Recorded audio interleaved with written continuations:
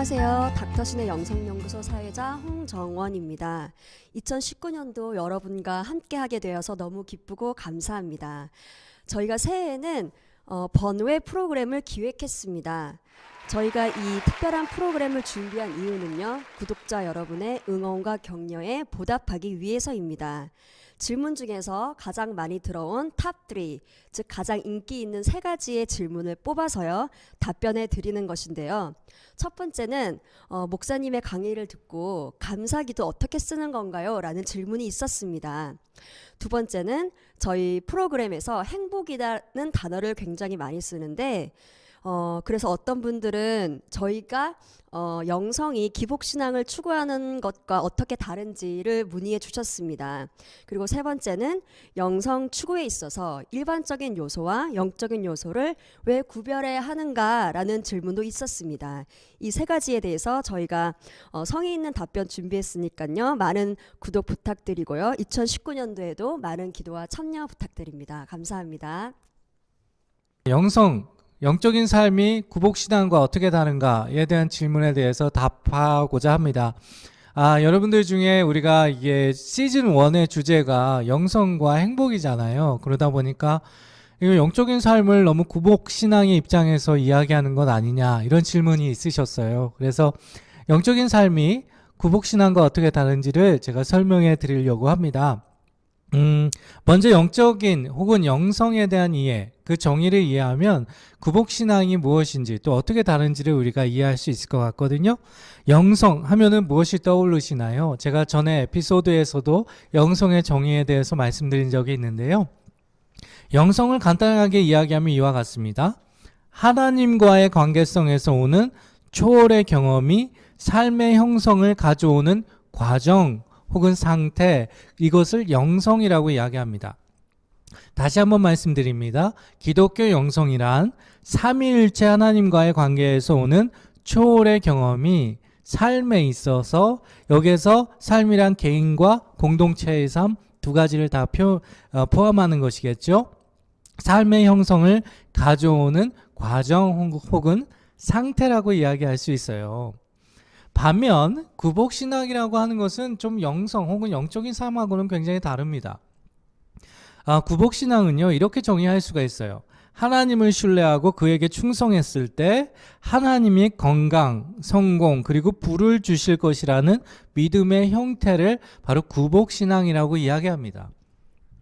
그런데 영성은요, 혹은 영적인 삶은요, 이것과는 굉장히 다른 것을 의미해요.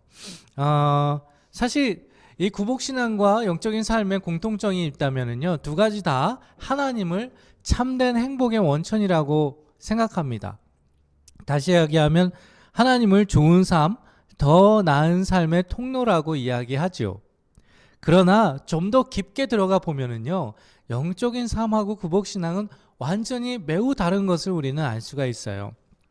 첫 번째, 이 영성 혹은 영적인 삶에 있어서 그 목적은요, 바로 하나님과의 친밀함을 갖는 것입니다. 그리고 하나님과의 친밀함을 통해서 자기의 삶의 변형을 가져오는 것, 이것이 영적인 삶의 목적이라고 이야기할 수 있어요. 그렇다면 구복신앙의 목적은 무엇일까요?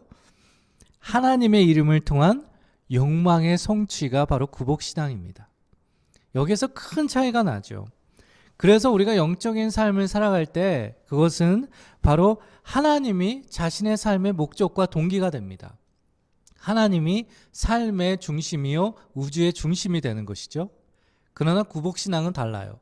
겉모양은 같은 것 같은데 구복신앙은요, 자신의 필요가 목적과 동기가 됩니다. 다시 이야기하면 자신의 삶이 자기가 인생의 중심, 우주의 중심이 되는 거예요. 그래서 그 현상도 매우 다르고 그것을 이루어가는 단계나 방식도 매우 다르게 됩니다.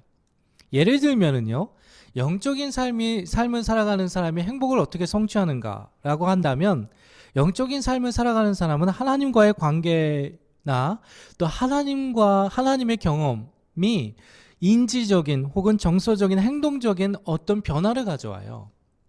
그것을 통해서 자신의 행복을 찾아가게 됩니다. 그러나 반면 구복신앙은요, 기브 앤 테이크의 관계성을 갖습니다. 다시 얘기하면 내가 이렇게 하니까 하나님이 이렇게 나한테 줄 거야 라는 믿음 하에서 어떤 일을 행하게 됩니다. 그래서 거래의 관계가 되고 하나님과 관계성을 친밀함을 갖는 관계가 아니라 거래의 관계가 되는 거예요. 그러면 어떤 단계를 경험하느냐? 구복신앙을 살아가는 사람들은 그 단계가 매우 일반적이고 또한 계속해서 그 배드 사이클을 계속되는 것을 알 수가 있어요. 예를 들면은요, 처음 단계는요, 헌신을 합니다. 구복신앙을 가진 사람들은 매우 하나님이나 또 신앙생활에 헌신적이에요. 그러나 곧 있어 얼마 안 돼서 실망하는 단계에 다다르게 되고요. 실망을 넘어서서 분노하게 되고요. 그 다음에는 또 무엇을 할까요? 또 다른 대안을 찾습니다.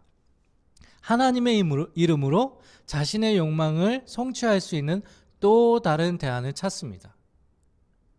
그래서 그 결과는 영적인 삶을 살아가는 사람과 구복신앙을 살아가는 사람은 그 결과 또한 다르게 됩니다. 좀 더 구체적으로 이야기하면 영적인 삶을 살아가는 사람들은요, 초월의 경험, 변화의 경험, 그리고 새로운 열매를 맺게 됩니다. 왜냐하면 하나님의 경험이 새로운 생각, 새로운 마음, 새로운 행동을 요구하고 그것을 가능하게 하기 때문에 그렇습니다. 그러나 구복신앙을 살아가는 사람들은 삶에 있어서 거의 대부분 변화가 없습니다. 변화가 있다면 극단적인 형태의 두 가지 결과를 초래하게 되는데요. 첫 번째 결과는요, 우상 숭배를 통해서 자기 안위를 하게 됩니다. 예를 들면 이 우상이라는 것이 어느 때는 사상이 될 수도 있고 어느 때는 사람이 될 수도 있고 어느 때는 시대의 흐름이 될 수도 있습니다. 어찌됐건 그것과 동조하면서 그것이 이루어질 거야 라는 생각을 가지고 자기의 안위를 갖게 됩니다. 또한 반대로 극단적인 형태가 나타나는데 이것은 바로 종교 철학적인 신앙을 갖게 되는 경우도 종종 있습니다. 무슨 얘기냐면 뭔가 대단하고 높은 것에 대해서 생각하고 이야기하는 것 같은데 결과적으로 보면 아무것도 아닌, 아무 열매도 없는 그런 형태에 빠지게 되죠. 왜냐하면 이 구복신앙을 살아가는 사람들은 하나님과의 관계성이 없을 뿐만 아니라 자신의 인생, 자신의 마음, 자신의 어떤 것이 하나님에게 뿌리박고 있지 않기 때문에 그렇습니다. 쉽게 표현하면 영적인 삶과 구복신앙은 매우 다른 것이고요. 저희 연구소의 취지를 잠깐 이야기하자면 저희 연구소의 취지는 이러한 구복신앙을 극복할 수 있는 신앙의 삶을 살아갈 수 있도록 이끄는 데 있습니다. 다시 이야기하면 구복신앙의 삶에서 제대로 된 영적인 삶을 살아갈 수 있도록 이끌므로써 하나님이 주시는 행복을 찾아가는 여정이 될 수 있도록 이끌어가는 것이라고 말씀드릴 수 있습니다. 제 설명이 충분했는지 모르겠네요. 아무튼 감사합니다.